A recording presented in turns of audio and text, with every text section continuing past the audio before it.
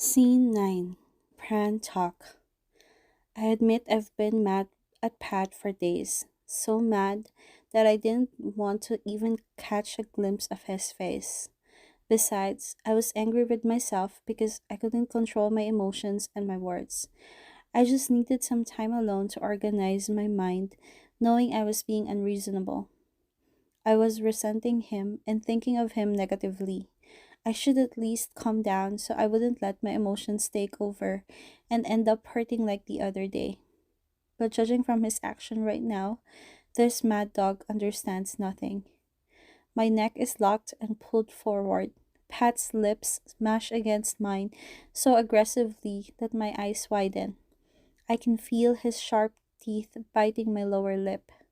The force hurts my bruised cheek.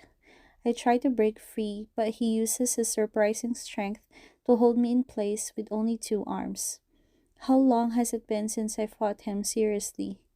I'm incredibly exasperated. The second he pulls back, his words almost trigger my tears of anger. Ask yourself again. You warned me about how I slept with others because Par asked you to, or you're jealous. His smirk is the final straw. Thud! I strike his jaw with my fist without holding back and kick his stomach. It sends him flying out the door. Get the fuck away from me, Pat! Bang! The door is banged shut, shaking the ceiling. Some bottles on the shelf near the door roll down and drop on the floor. The lids fall off and the liquid inside oozes out, as messy as my mind. I feel the throbbing in my lower lip. I lick my swollen lips and frown. Thud! Fuck! I slum the wall with my fist and cuss out loud before collapsing on the floor.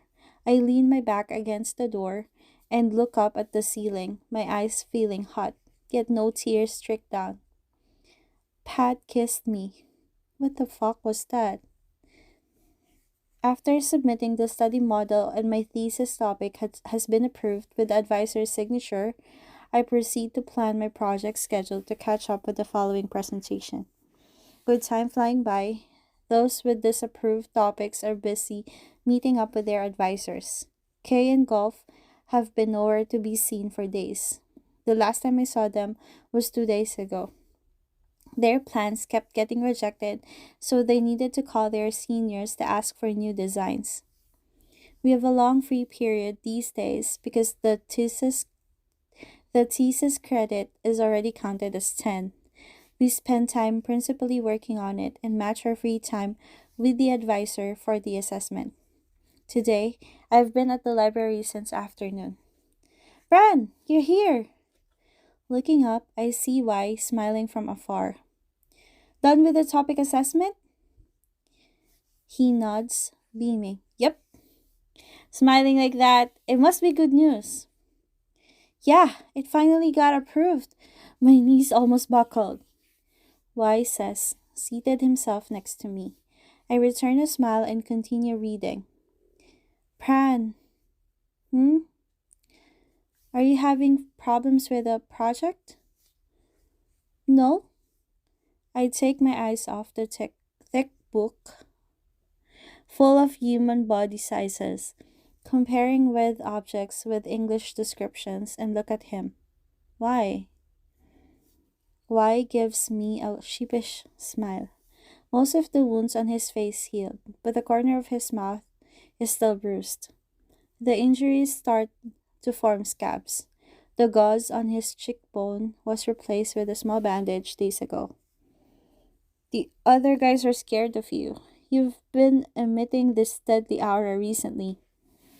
I'm fine. It's been like this for several days now. You can tell me what happened. It's nothing. I'm fine. No, I'm just bored. What are you bored of? It might not be about this, and I'm not sure if it's only all on in my head. I mean, you've been acting strange since that day I had that big fight. I stiffen, recalling the sight of Pat went crazy on my friend, the sight of me stopping him and getting hit in the cheek, the sight of us having a serious fight, and the sight of us meeting eyes, ignoring each other. in going our own ways without exchanging smirks or glares. And that absurd incident 3 days ago. I'm just bored of fighting.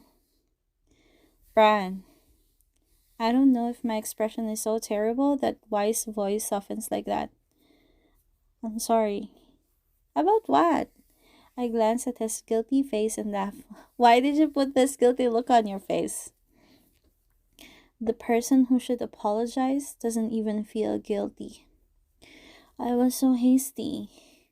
I'm not mad at you. It's not anyone's fault. I tilt my head and close the book. But, but, I'm really sick of fighting. I know. I nod, indicating that I won't talk about it anymore, and we open the book. Wanna go and grab a drink this evening? Didn't you hear a word I said? We always get in fights when we drink. Come on, let's relax since our topics gotta pass. We're going to work day and night from now on. Why not enjoy ourselves for the last time? He grins. I promise I won't cause any trouble. As if I can stop you. I'll prove to you I'm not hasty anymore. Whatever you say. We split in front of my apartment building, agreeing to meet up here at 7:30. I carry the rolls of my plans and the borrowed books upstairs in the elevator. As I reach my room, Par opens her door. Oh, Pran! She greets me with a sweet voice, smiling. Her smile is so adorable, unlike the annoying smirk her brother has. I smile back at her. Skipping classes? I don't have afternoon classes today. I'm here to pick up my stuff. I'll watch a movie with my friends in the evening. How are you going there? A taxi, she replies, locking the door. I'm seeing my friends in the lobby. Want me to give you a ride? It's alright, don't bother. Par refuses, waving her hands quickly. Par is always cute to me.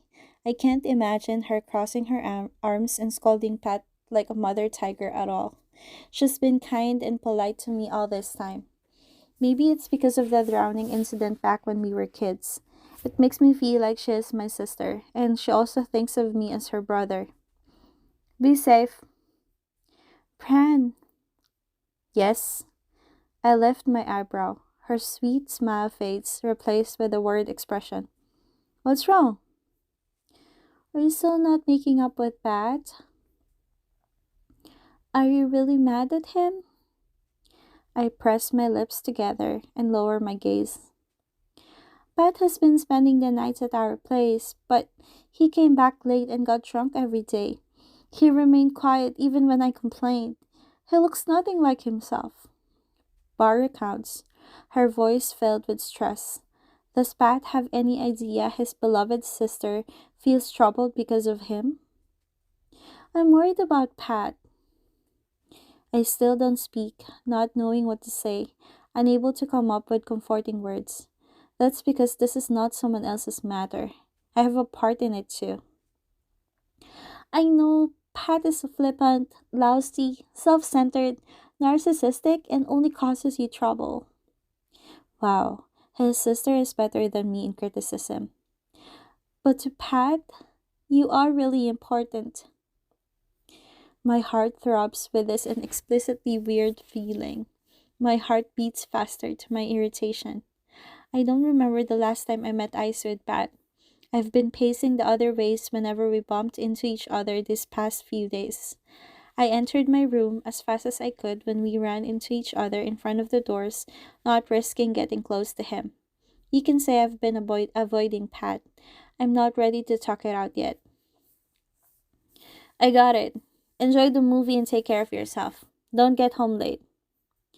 It's because you're so nice like this. Par's voice becomes a little bit brighter. Her smile returns. I'm angry every time my brother pisses you off. I don't have snacks for you after all the compliments. I don't want snacks. It'll make me fat. I glance at Par's waist, so tiny I might grab it with the tip of my finger. I only want you to forgive Pat. I ruffle her hair and give her a comforting smile. Go watch the movie. Your friends are waiting. See you later then. I nod, watch her until she disappears into the elevator and enter my room. I unbutton my shirt and throw it in the laundry basket. Then I take off the belt before lying on the couch with my arms under my head. Pat and I grew up together. We've been through a lot of things. Even though I never meant to tell him anything, we ended up knowing about one another the most. Pat was the first person who found out my preferable profession, and I knew what university he wished to get into. Our decisions often turned out similar, which led to the argument about who copied who. We know each other so well that we can tell what the other is thinking by meeting eyes. We understand the other's feelings without having to spell them out.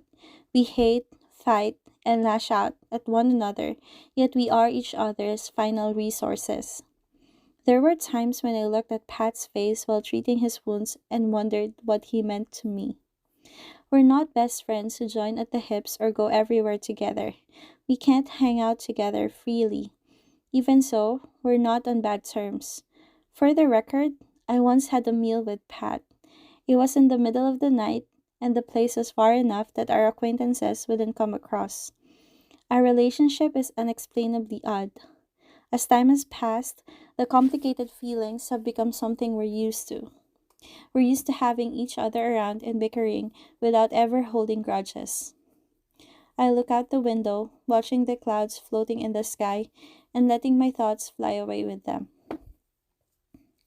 It's pretty crowded, I say after sweeping around the room with my eyes finding no empty table. It's your fault. You were half an hour late. I fell asleep. I'm sorry. There, that's the empty one. Y points at the corner of the bar. There's a small table with no less than four seats. He drags my arm, heading over there. We settle down and call the waiter to order our regular dishes. The food and drinks are served before long. Y and I mix our own drinks and clink glasses. We usually hang out at the bar in a large group. We'd enjoy ourselves and have fun like any other guys.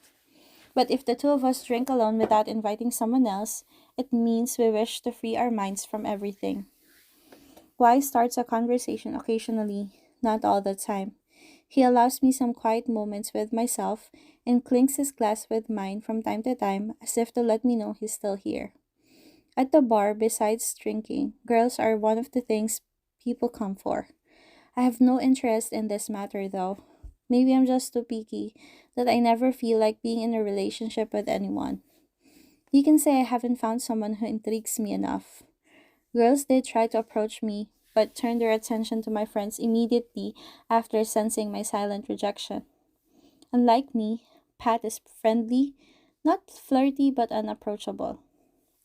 But not unapproachable. To put it simply, Pat's qualities are the exact opposite of mine.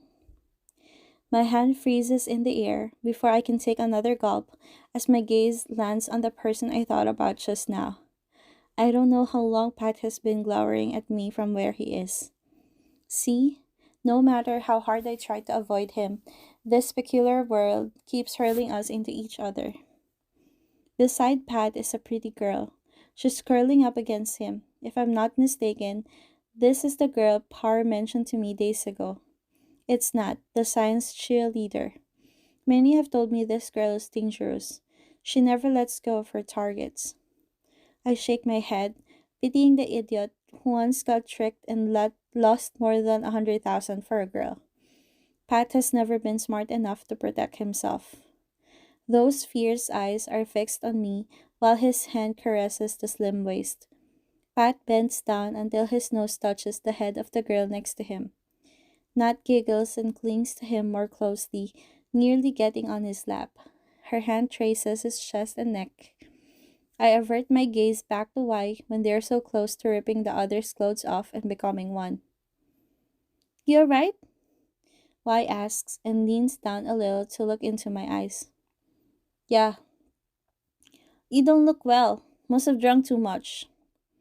Y observes and takes my glass away. I don't know, I'd finished quite a lot. Mm. I mumble and massage my temples. I'm tired. Are you okay? Should we leave? You can go on and drink. How can I? You should see yourself in the mirror. Your face is red like a cooked shrimp. I force a smile, my head feeling heavy. I might have a fever. The tightness in my chest intensifies as if I'm allergic to alcohol. Let's go. I'll see you home. I nod. Y takes care of the bill before both of us leave the bar, and I didn't look back to that guy again. End of scene 9.